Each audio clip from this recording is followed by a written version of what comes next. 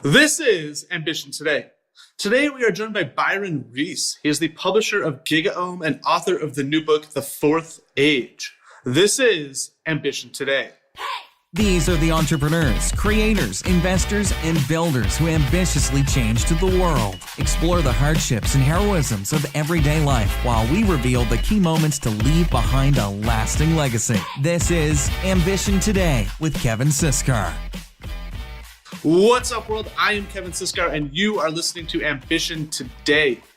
Make sure you subscribe to the podcast. As always, we're available wherever you are. Apple Podcasts, Spotify, Google Play, SoundCloud, Stitcher, Breaker, on the interwebs, the information superhighway at siskar.co.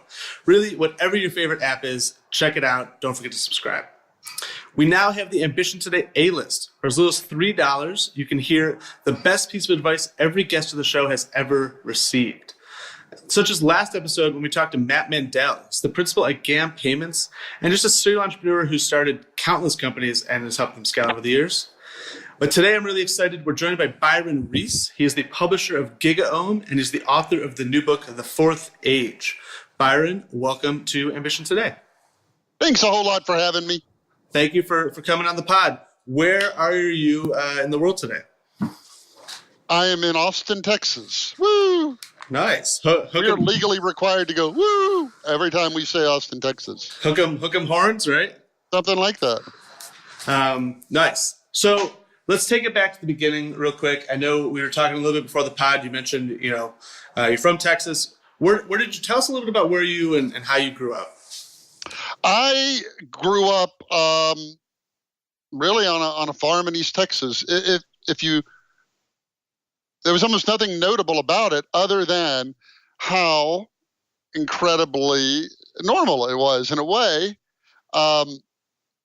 It was kind of the epitome of my age, right? My father had the same job for 30 years. I thought more than that. And, that's kind of his generation. That's what they did. They got hired on at a big company and they stayed there their whole career. My mom stayed home with us.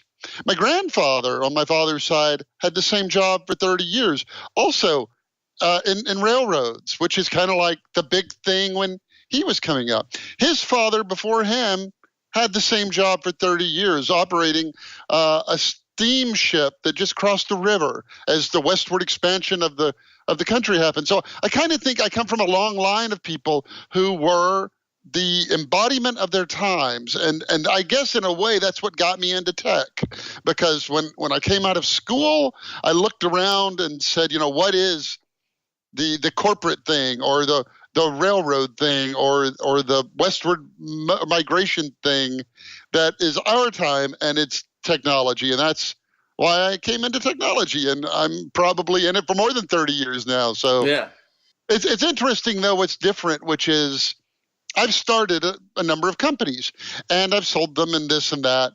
And, from my mom's perspective, I can't hold a job, right? It's like, oh, you have a different job. That is so sad. And it's just kind of a whole new world. I hope that didn't just make this not copyrightable or something. It's a different mentality. And actually, I love that you say the small town background, right? A lot of times people come on the show and they're like, yeah, my grandfather, my father, someone was an entrepreneur. I grew up this way. I'm curious, how do you feel that you broke out of that mentality, I guess? If you were always around people that, go work at the same place for 30 years, how were your eyes opened, do you think? I don't know. My first business, I was very young, and I went door to door. I invested in a set of stencils and a can of spray paint. And I went door to door with this story that, if you ever had to call EMS, they couldn't find this place. You don't have the street number. So for $6, I would paint their street number on the curb, and I made bank. And I guess it was just something inherently exciting. I love that. I know, once you own your stencils, everything else is profit, right? So and for an extra $4, you could get a little state of Texas painted next to it. And so I think just having an early success. Also, it was just, like you said, a product of the times. I think of somebody like my father, and so he sold insurance for 33 years for the same company. And, when he left college, he probably never wrote anything ever. And And why would he? And, we write all the time. And he never started a company because, why would he? He never had a blog. They didn't exist. But if you had said, why don't you make movies? Why don't you record music? Why don't you comment on products? He would have said he didn't have anything to say. But what we learned with the internet is there was just not the technology to do it. And so, right, the minute you invent blogs, 100 million people do it. The minute Amazon says leave reviews, billion people do it. So I think in a way, I just was in the right place at the right time. I gave a talk at South by way back in 2006 when it was still just single building, and it was how to start an internet company for $99, and that was such a forward-looking kind of that was the pizzazz, that was the eye mustard, that was the thing that whoa, can you really? And of course now, of course you can, right? You can open an Etsy shop for nothing. If you spend $99, you're probably overpaying. Yeah, no, it's super interesting. It's actually funny because the previous guest, Matt Mandel, now gives a talk very similar to that, and it's interesting. So I know that you then went on to Rice University, correct? What did you study there, and did that play any sort of role or into how you build companies today? I studied economics, and no, I don't think it did. And it's funny, I write a lot about education, and I think a lot about education. My wife and I have 4 children, and so of course we educate at home, and so we think a lot about education. And if I went back to high school, if I went back in time to high school, the mid 80s, I'm 50 years old, there's only one class I could have taken where I would still be using that skill today. Can you imagine what that is? Math, I would say maybe, right? No? Typing.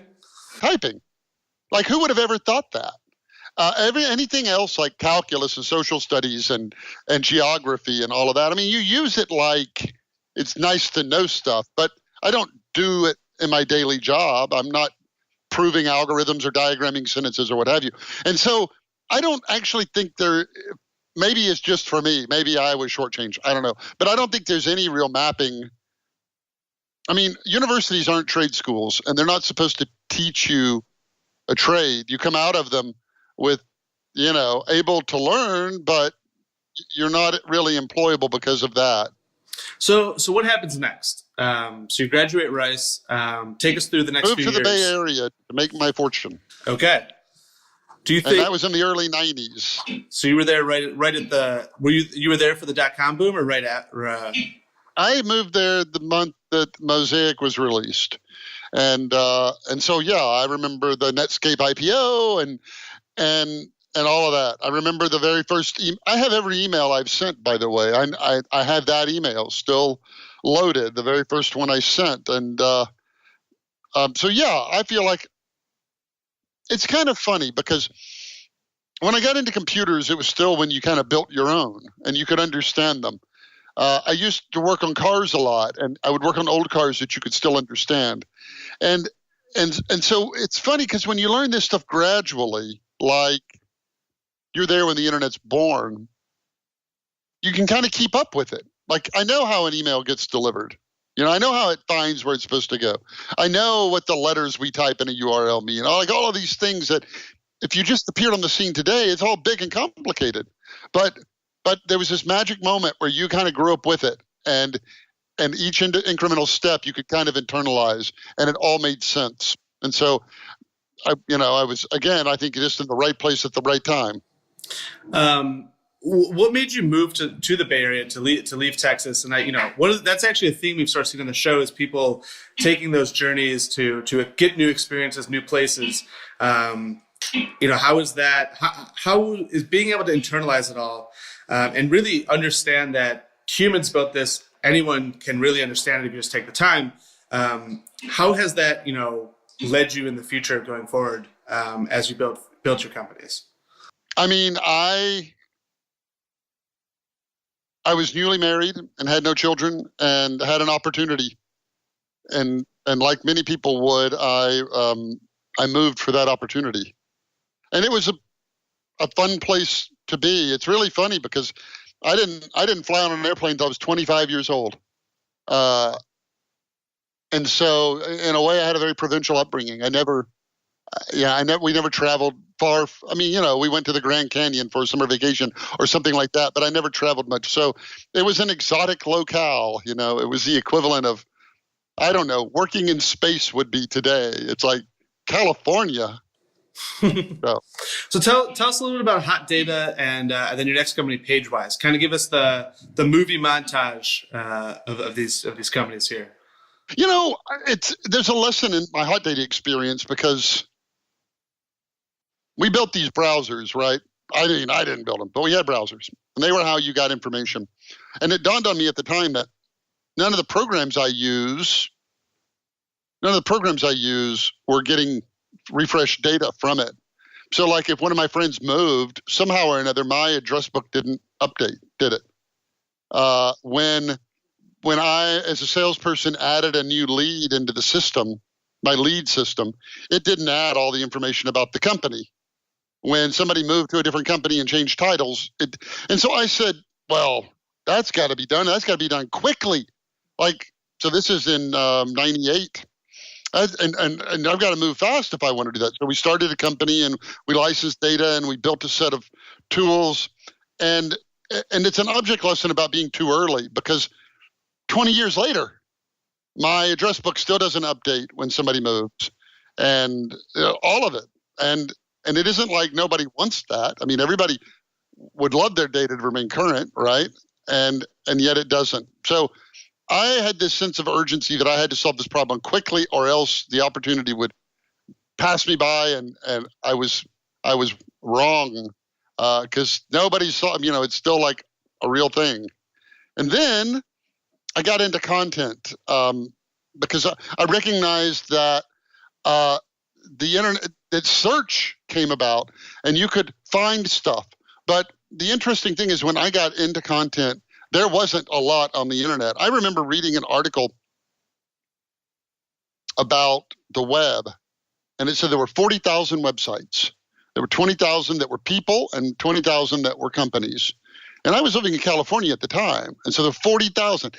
Not only is that a tiny number, but we knew how many websites there were. When search came out and it got good, I was appalled at everything that wasn't on the internet.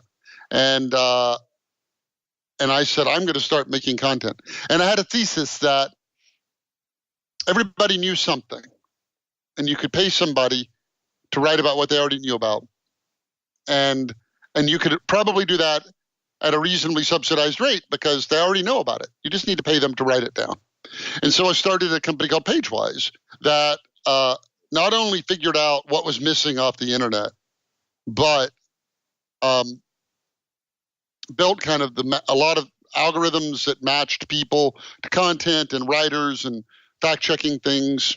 And then I started a company called Knowingly because I wanted to solve the biggest problem on the web. And you know what that is? What is it? Well, disagree with me if you don't, but you don't know what to believe. That's true. There's a huge problem with trust on the internet, 100%. And see, I started Knowingly 4 or 5 years ago. I mean, there wasn't even a term fake news, but I was like, I don't know if that's true or not. I don't know if it's true.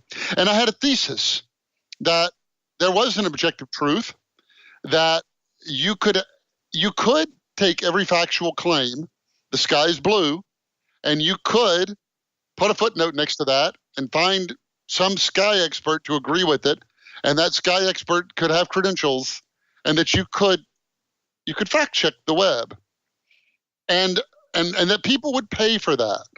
Yeah. And I think everything was true except the last statement. People won't pay for that. And so I never could kind of get a business to work around it. And then I started a company before that. I'm jumping around a bit. I started a website called happynews.com. I wanted to report positive, upbeat news. And everybody said, you can't make money off Happy News. And I launched this site, and it was never meant to be like your only news source. It was like when you couldn't take any more, you flipped to Happy News. And we tried to put things in it. We need that again. Well, we tried to match. If an automaker was closing a plant, we would, and that was in the news, we would try to find automaker that was opening a plant and write about that day. Try to get balance. It got an enormous amount of traffic, but all those people that said you can't make money off happy news, they were right. I couldn't anyway. So the theme you may be observing here is I fail at almost everything I do. I make up for it. There's no but. No, but I mean, you're hitting everything that is like. All of these lessons is like what 2018 and 2019 need, right? It's like these are the problems that need to be solved, especially when it comes to media right now, and the way journalism models are failing because of how click-through rates have kind of eaten journalism a little bit. And I have some questions for you about the future of media that we'll get into in a little bit. But I love these lessons, and I agree with everything. It's an amazing story so far. I will say that I fail at almost everything I do. I mean, like. Maybe 5 out of every 6 things I try, I make up for it. I've never had a company fail, and I make up for it by I just try a lot of things, and that's kind of. I think I only have one virtue, which is I keep going. And so every now and then something works spectacularly well, and what's really fascinating to me is I can't tell the difference. Like. Can I give you an example? Yeah, go for it. There was a time I had a bunch of websites that got a lot of traffic. And then the bottom fell out of the advertising market and I couldn't sell ads anymore. So I said, well, if I can't sell ads, I'm going to buy the ads. I'm going to buy all the ads on my own thing. I'm going to start a bunch of businesses that will advertise on my websites. And I had 2 ideas. One of them, I said, what would be cool? Letters from Santa Claus. Yeah, that would be great. Where people can fill out a form, and then we would make a letter, and we would send it to North Pole, Alaska, and it would mail from North Pole, Alaska, and get a North Pole postmark, and people would go. And then I said, second idea. Singing telegrams delivered over the telephone. I go to a website, I pick your birthday, I pick some jingle, I pay $10, and somebody calls you and sings you a silly tune. And I'm like, people pay $5 for a card, why wouldn't they pay $10 for this? So I did both of those. And the Santa letters sold $10 million worth of those things. I'm still operating that business, santamail.org. Letters, the singing telegrams delivered over the telephone did not sell one, none, zero. I didn't get a pity order. Like my own people I know wouldn't even order them. It's like nobody wanted that. And so it's like on one side, they both look the same to me. It's like, I could see both of those working. But they had completely different outcomes. And so I kind of no longer, people ask me if I think something's a good idea. And I'm like, I don't ask. I mean, how would I know? I did both of those businesses. And it's like that. I don't think I can tell what's going to work. I think I can only try things very efficiently and find out if they're going to work. Yeah, I love that. And that's an amazing lesson and a good timing for the year. Everyone should definitely check out santamail.org. Well, let's take a quick commercial break. When we get back, I want to talk more about Knowingly, how that goes into Gigaom, and the future of the fourth age. We'll be right back. This is Ambition Today. Ambition Today is happy to partner with Audible. Visit audibletrial.com/ambition today to keep any audiobook you want for free. There's a book I can recommend right now. It's Getting Filthy Rich in Rising Asia. I'm listening to it. It's a great book. It's actually a self-help book, but it's a story. Definitely worth checking out. audibletrial.com/ambition today to download and keep any audiobook for free. And Founder Institute. Founder Institute is the world's premier pre-seed startup accelerator. We've graduated over 3,000 companies across 6 continents, and through that, we've learned a lot, and we have data from all of that. And if you want to see how you fit in with that entrepreneurial data, you can go to fi.co/join/ambition to apply, take the test, and find out today. If you're enjoying this episode, don't forget to leave us a review in the Apple, Spotify, Google, or podcast store. And now back to this amazing episode of Ambition Today. Visit Ambition Today online at siscard.co and follow the show on social media at Ambition Today. Welcome back. We're here with Byron Reese. And before the show break, we were talking about his journey from Texas up through entrepreneurship. So Byron, before the break, we were talking about Knowingly. I know that Knowingly then goes on to do something with Gigaom. Let's pick it up, the story up there. Right. Knowingly acquired Gigaom a few years ago. I was such a big fan of that brand. What is Gigaom for the audience that maybe doesn't know? I guess that is true. I guess I should do that. Gigaom is a technology research company that, I mean, face it, if you're in an enterprise today and you're a CIO or you're just somebody in management in an enterprise, and there's all this new technology that comes out. And how do you make sense of it? I mean, even if that's your full-time job, do you need to adopt an internal cloud architecture or what? I mean, like, there's so many things that each one of them is kind of a full-time job. So we find analysts who write reports about these different technology areas, and we publish those reports. And then other companies subscribe to that library, and when some technology issue comes up, they have research that they can read, and that's Gigaom. Okay. And I was always a huge fan of it. And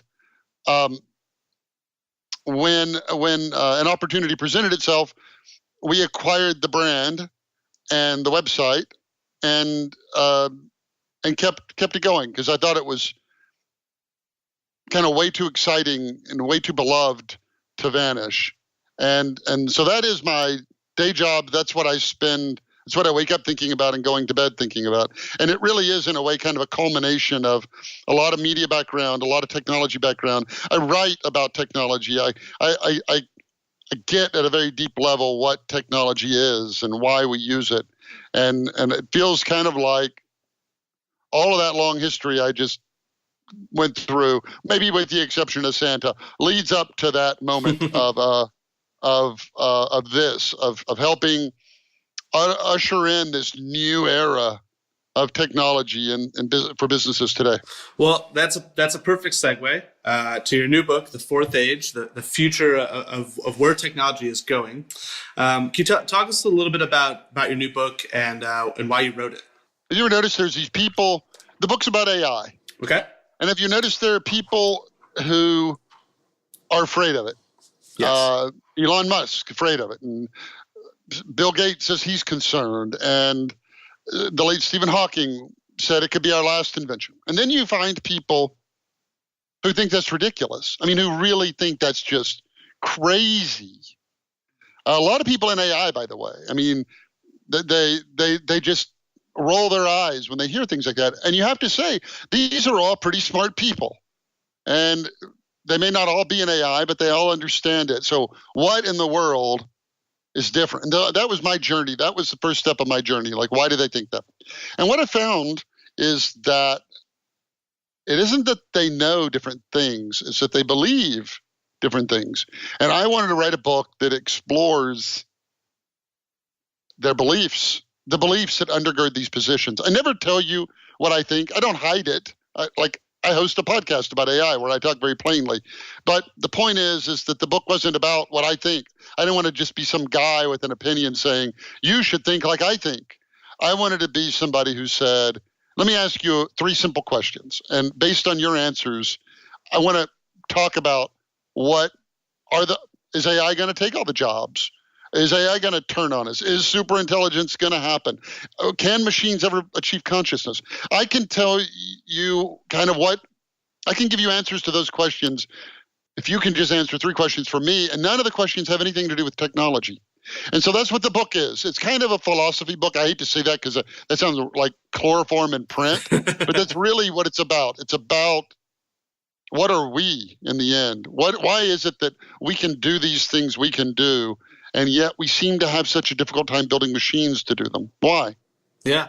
I love how you kind of bring that full circle. It sounds like you bring it sort of full circle on human consciousness a little bit. That's what it all boils down to. It isn't what are machines, it's what are we. And the kind of the central question you have to answer, and this is really fascinating, by the way. I've had 80 guests 80 people in the AI industry on my AI podcast. I mean, so these are these people run AI for the largest companies in the world. And I ask them a question. I say, what are you? I'm going to give you three choices. Are you a machine and nothing happens in you that can't be described with physics? Nothing. Or are you an animal? And that would be kind of like you have a mechanistic body, but you have life. And that is something kind of mysterious. Or you're a human being, which means, yeah, you're an animal, but you have something else. You have maybe consciousness. You have maybe a soul. Who knows? But something different. And what I have found is that when I ask the people on my show, 76 out of 80 people all say they're machines. And they say it like there's an implied duh in their answers. Like there's not even a notion that it could be anything other than that. When I put that question on my website and I ask the world at large, 85% of the people say they're humans.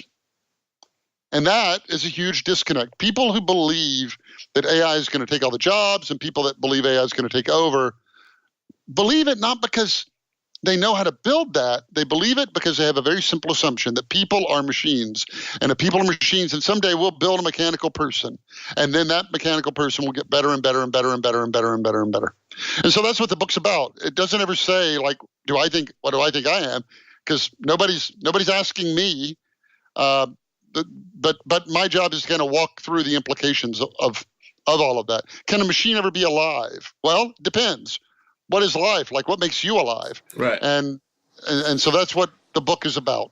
Yeah, I love that. My degree is in cognitive neuroscience. So this sounds sounds right up my wheelhouse. So to kind of just drill down on that just a second.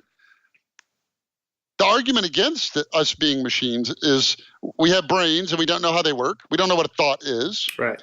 We have minds, which you can just say are all the things that the brain does. It seems like an organ shouldn't be able to do. Like your liver doesn't have a sense of humor, does it? Your liver's not creative, but your brain is. And we have consciousness. We experience the world. And although we don't know how any of those three things work, people in the Bay Area disproportionately believe, but we can build it because it's just a machine. So it really is all about what you studied. Yeah. Do you think you're a machine? I would say yes. I would pick the machine answer. You're in that camp. But I liked how you described the machine, because when people in the public hear the word machine, they think metal, silicon. I like that you described the word machine bound by the rules of physics. That's what I liked about how you said it. Well, that is it. The interesting thing is that when I wrote, these people think they're machines in this book, my publisher, my editor in New York, writes in the column, yeah, but does anybody really believe that? And that's how big the divide is. You've got people who, of course, we're machines. And then you've got people who are like, there's nobody on the planet who thinks that, really. Yeah. And that is why people have different opinions. So let's bring this back to entrepreneurship a little bit. This is sort of my philosophy with entrepreneurship, though, is that I sort of believe that as humans, our brains, our bodies are kind of on autopilot. And our brains are kind of on autopilot because we are machines. And it's our job as CEOs, as founders, in order to break the norm, we have to sort of reprogram the autopilot, right? Like every day you're going to wake up, you're going to get hungry at a certain amount of times, you need to go to the gym. And so it's the people that break out in society that become, great are essentially the people that figured this out and figured out how to hack their own sort of operating system to change the way that they day in and day out do things. And by doing so, they can achieve more. That's sort of my I'm probably not saying as eloquently as you could say it, but yeah. Yeah, no, I'm with that. Yeah, it's interesting. So the fourth age, where can people pick it up? Wherever fine books are sold. Your sponsor, Audible, there's a recording of it there. And of course, all of the major bookstores. It's still in the physical bookstores as well as, of course, online. Okay, nice. Did you record the Audible book? No. No? I would have, but that option wasn't presented to me. No worries. No worries. You know, and I don't know if people would rather. All of my friends say you should record it because when they hear it, they hear my voice. Yeah. But I'm not sure that somebody who doesn't know me would. I'm not sure they wouldn't rather have a professional. A professional, yeah. No, amazing. So I'm actually definitely going to check this book out. I'm adding it to my Christmas list. This sounds exactly up my alley. So well done. I'm excited to check it out.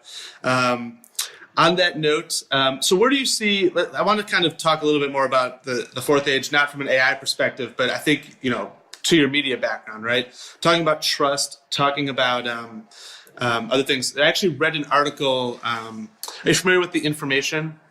Yes. The website? Yes. So they just had their 5th year anniversary, and in their post, this is what they said. We are seeing a dangerous new threat: agenda journalism. Journalists are playing to public sentiment by becoming pundits, using Twitter to celebrate, not elucidate, companies' failures. They have forgotten that the job of the media is to inform rather than entertain. Unchecked, this will erode trust in the media and these news organizations' businesses. No one pays a news organization year after year to tell him or her things they already believe. At The Information, we'll continue to write stories, popular or unpopular, based on facts, right? So I think to your point earlier about fact-based fake news, right? Like how do you think we solve this? And what is question one. Question two, where do you think the puck is going? Where do you think this whole industry is going to? How do we solve this? I have no idea.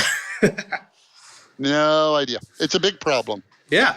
It's a big problem. I will speculate on 2 or 3. I mean, you're talking to a guy that started happynews.com, and I mean, it was all true and relevant and represented the real world better than. It's a problem. I mean, so there's two things that could happen. It's a human consciousness, psychology, philosophical problem. 2 things could happen. One, what I hope happens is that there's flight towards brands, that in a world of noise, people will go to trusted sources and they will pay for those trusted sources. That's what I hope happens. I will pay for the Wall Street Journal or the New York Times or Washington Post because I believe it, because I can trust it, and so that's what I hope, is that this all triggers a big flight towards brands. That would be one thing. Another possibility, I'm a huge believer in the free enterprise system, right? And but as an economic student, there are certain failings, there are certain problems free enterprise can't solve. And one of them is kind of the allocation of public goods, which is who does the air belong to? If it doesn't belong to anybody, everybody can pollute. And anyway, it could be that news needs to be thought of as a public good. Perhaps, and this is really crazy, but perhaps it needs to be subsidized by the government. Yeah. Perhaps. Kind of like the BBC, or maybe even in the United Kingdom, or maybe even like some sort of FCC FM radio layer. Exactly. I mean, look, that's a kind of anathema to the history of this country. I'm aware of that. That isn't kind of how we do things for the most part. But there is precedent for it. They used to have. Didn't TV stations always have to air opposing views? So if they gave one view a certain amount of time, they had to give the other one, and politicians had to have equal time. And that was up until very recently, because I remember when one of the people off Star Trek was running, his opponent argued that, well, no, Star Trek's on every night, so I need that amount. So it was still on that recently. That was still the case. Also, media companies had to give some amount of time to PSA, right? And so there is at least precedent for the government trying to at least facilitate the free flow of accurate information. If there's no business, if reporting the news isn't going to be a business, if you can't make money at it, if you can't keep 300 reporters on salary to follow up on leads, then you have 2 choices. If it's not a business, we either don't get it or it's subsidized. And I don't run to the government and say that's the answer, but man, It may be in this case. Yeah, it's super interesting. Well, I love those thoughts, and I think that you're an expert to speak on it based on the story of your journey so far. So Byron, thank you very much for coming on the pod. Is there anything else, anywhere else you want to plug? Blog, Twitter, website, Gigaom, anything else you want to do? No. All right. Awesome. Well, definitely everyone go check out The Fourth Age wherever fine books are sold. Be sure to check out Gigaom. And Byron, thank you for coming on the pod. Aren't I supposed to provide like the best, like you teased that in your thing that people can pay to get every guest's best piece of advice they ever got? We're about to do that. Okay, but you didn't ask me my best piece of advice I ever got. Because we're going to do it. We're going to do it. Oh, I jumped the gun. You jumped the gun, I've been that's sitting fine. here like this whole half hour thinking, what am I going to say? That's cool. But I love it. You're plugging it. We're going to roll with it. The next thing I was going to say, the show notes, everything we include in this episode are going to be up on the website. If you want to join us on the A-list, we're about to go to the back channel. If you want to hear the best piece of advice Byron's ever been given, come to the A-list, join us in the back channel. We will see you there if you're a member. Otherwise, stay curious, everyone, and we'll see you on the next episode of Ambition Today. Thanks for listening to Ambition Today. Be sure to visit siscar.co to get all the information from this episode and more great content. Until next time, stay curious, everyone.